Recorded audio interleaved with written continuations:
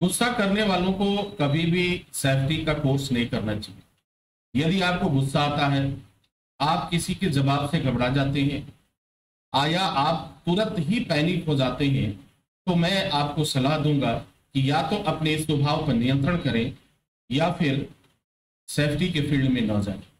क्योंकि सेफ्टी के फील्ड में आपको सहनशीलता की आवश्यकता होती है, काफी धैर्य की आवश्यकता होती है।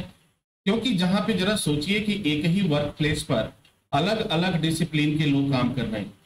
जैसे वहां पर एक व्यक्ति जो है वह सिविल का है, दूसरा मैकेनिकल का है, तीसरा इलेक्ट्रिकल का है और मेडिकल फील्ड के लोग हैं, तो सबकी सोच अलग होगी, सबका अपने अपने पोस्ट का वो क्या कहते हैं, प्राउड भी होता है, घमंड भी होता है, और सब में एक परसेप्शन देखने को मिलता है कि मुझसे बेहतर कोई नहीं है।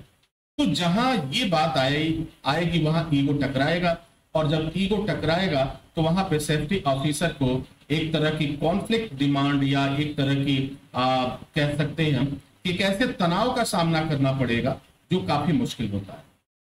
तो अगर आप में सहनशीलता नहीं है, आप में बात सुनने की क्षमता नहीं है, आप इंतजार नहीं कर सकते, आप दो पक्षों को सुन नहीं सकते, तो मेरे ख्याल से जो मेरा व्यक्तिगत तजुर्बा है, आपको हेल्थ सेफ्टी में नहीं जाना चाहिए, आपको फायर सेफ्टी में भी नहीं जाना चाहिए, आपको फूड सेफ्टी में भी नहीं जाना चाहिए।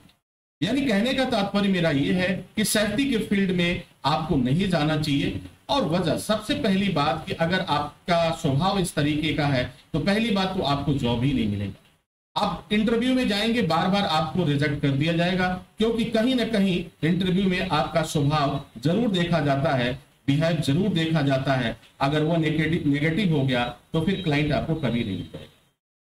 देखो, कंपनी जो होती है वो कभी आपसे रिश्ते निभाने के लिए नहीं ले जाती। कंपनी जब आपको हायर करती है, आपको काम पे ले जाती है, उसका मकसद होता है कि आपके द्वारा हम कितना पैसे कमाएं, आपके द्वारा हम अधिक से अधिक काम कैसे ले। कंपनी का मेन मकसद यही होता है। हाँ, अगर आप ये समझते हैं कि कंपनी आपकी काबिलियत को देखकर नहीं, आपको आपके व्यक्तिगत चीजों को देखकर ले जा रही है, तो ये आपकी भूल है। तो हमेशा से इस बात का ख्याल रखिए कि आपका जो व्यवहार होना चाहिए वह अच्छा होना चाहिए। आपकी जो स्किल होनी चाहिए, जो सॉफ्ट स्किल होनी चाहिए, वह अगर बेहतर नहीं है तो फिर आपको काफी परेशानियां होंगी। अब जरा सोचिए कि एक व्यक्ति जो है मुस्कुराकर की बात सुनता है और फिर उसका सलूशन देता है, हर व्यक्ति उसे पसंद करेगा। लेकिन अगर आप में थोड़ी सी बात सुन करके आप टेम्पर हो जाते हैं, आपका दिमाग गर्म हो जाता है, तो फिर आपका जो लाइफ है वो हर जगह विवादों से घिर जाएगा। आपको कोई भी व्यक्ति पसंद नहीं करेगा, आपको कोई भी व्यक्ति आपके साथ न बैठना चाहेगा, न बात करना चाहेगा, और फिर आपका जो एटीट्यूड है वह सबसे बड़ा दुश्मन आपका बन जाएगा। तो अपने एटीट्यूड को, अपने इस तरह के बिहेव को आपको दूर करके रखना चाहिए यदि आप सेफ्टी फील्ड में एक अच्छा पैसा कमाना चाहते हैं।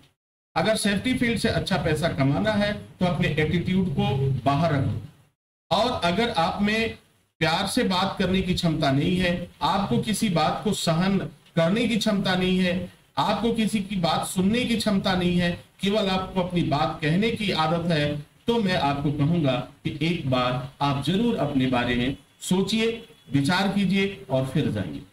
क्योंकि अगर ये सब होते हुए अगर डिसीजन लेते हैं कि नहीं मुझे ये काम करना है, यहाँ जाना है, तो फिर आपको काम नहीं मिलने वाला। और मेरा ये खुद का जो तजुर्बा है, जो मैंने देखा है, कई इंटरव्यू में हम लोग भी जाते हैं तो सब चीज देखते हैं, वहां पे हर एक चीज देखा जाता है कि आपको जानकारी कितनी है, आपको टेक्निकल जानकारी कितनी है, आपको प्रैक्टिकल की जानकारी कितनी है, आपका बिहेव कैसा है, आपका जो बिहेवियर है वो क्या इंप्रेस कर पाता है कि नहीं। अब जो इंटरव्यू लेने वाला बैठा हुआ है वो जाहिर सी बात है आपसे काफी स्मार्ट होगा, वह हर पहलू को सोचता है और देखता है आप क्या जवाब दे रहे हैं, आपकी जवाब में आपकी सोच को वह ढूंढ लेता है और समझ जाता है कि यह बंदा कंपनी के लिए फायदेमंद साबित होगा या कंपनी के लिए नुकसानदायक साबित होगा। तो हमेशा से आप अपनी बातों को दृढ़ता के साथ, विश्वास के साथ और सच को साथ लेकर के आप चलिए। आप किसी में कमियां निकालने के बजाय आप खुद की कमियों को ढूंढिए और अपने आप को बेहतर बनाइए। रोज अपने आप से कंपटीशन करिए, रोज अपने आप से एक प्रतियोगिता करिए, ताकि साबित कर सके कि हम तक कोई नहीं